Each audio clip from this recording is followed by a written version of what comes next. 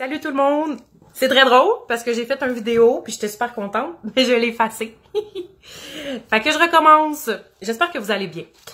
J'ai le goût de vous parler. En fait, on m'a demandé, je vous dis tout le temps de me dire s'il y a des sujets auxquels vous aimeriez que je vous discute, que je vous parle.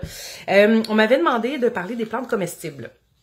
Là, j'ai fait des recherches et je me suis rendu compte que les plantes comestibles, il y en a dans les pépinières. Fait que vous êtes mieux d'aller voir ces personnes-là.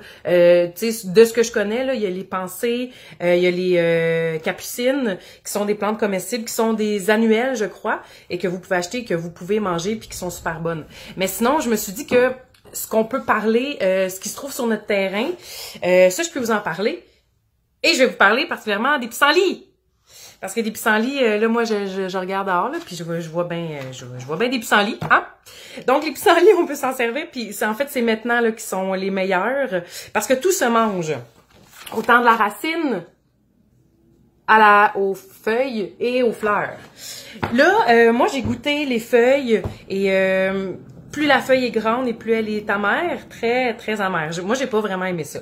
Mais la fleur, par exemple, elle est très bonne. Je l'ai ouverte, la fleur, je l'ai défaite, puis je l'ai saupoudrée sur de la salade. Ça a un petit goût sucré. C'est bien intéressant. Mais c'est qu'en fait, le pissenlit, puis là, je me suis référée à cet ouvrage-là, Plantes sauvages médicinales de Annie Schneider. C'est un livre très intéressant, ça fait longtemps que j'ai, puis c'est tellement intéressant. Dans ce livre-là, on parle de comment reconnaître les plantes sauvages, les cueillir, puis les utiliser, tout ce qu'on peut faire avec ce qui pousse sur notre terrain. Fait que moi, c'est ça. C'est ça. Donc, le pissenlit, c'est dans ça que j'ai pris toutes les infos, là. Ça dit ce que c'est les propriétés médicinales, l'habitat, la description aussi pour être capable de bien les reconnaître. Il y a aussi, voyez-vous, le plantain. Attendez... Le plantain, vous avez probablement déjà vu aussi. Les feuilles, moi je m'en sers quand on a une coupure, on se fait piquer. Vous pouvez la briser un peu la feuille, puis vous la mettez sur la piqûre. Puis même, je pense que ça peut absorber le dard aussi, ça peut comme aider à faire sortir le dard. S'il n'y a pas de dard, ça va juste venir apaiser la piqûre. Et, tu sais, il y a plein d'autres choses, là, comme de la vigne. Vraiment, là, je vous parlerai pas de tout ça, mais il y a vraiment encore là plein de choses. Tu sais, je vous dis souvent qu'à l'extérieur, il y a plein d'éléments décoratifs. Vous pouvez couper plein de morceaux pour venir mettre à l'intérieur. Ben, c'est la même chose, tout ce qu'il y a à l'extérieur.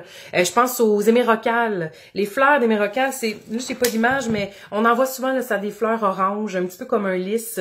La feuille se mange, elle est très sucrée. J'ai déjà même vu je vais te dire, des pots maçons avec des boutons d'émérocales à l'intérieur qui étaient au vinaigre, là, ou je sais pas trop, avec de l'huile. Mais c'est super bon, encore là, c'est sucré. Un peu comme la fleur de pissenlit quand on l'ouvre puis qu'on la mange, mais c'est sucré aussi. C'est bien intéressant. Il y a beaucoup de choses qu'on pense que c'est de la mauvaise herbe parce qu'on s'est tout le temps fait dire que c'est de la mauvaise herbe. Sauf que cette mauvaise herbe-là, elle peut être super bonne. Puis, tu sais, comme les pissenlits, ça a plein de bonnes valeurs nutritives de manger ça en salade.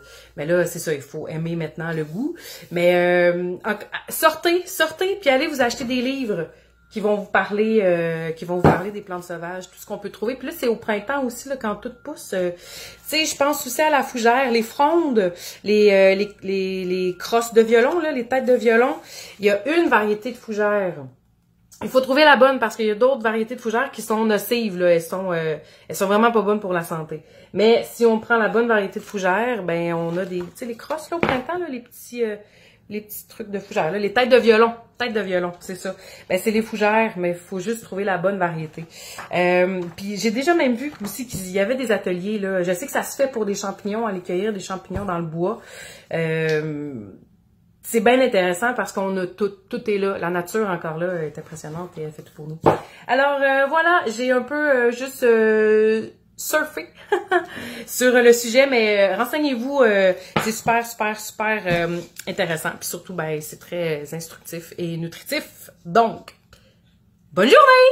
Si vous avez, bien sûr, si vous avez des questions, que je peux vous aider, si vous trouvez ça pertinent, vous pouvez m'écrire ça ici ou en message privé si vous avez un dossier qui vous tient à cœur. Je vous souhaite une belle journée! Bye!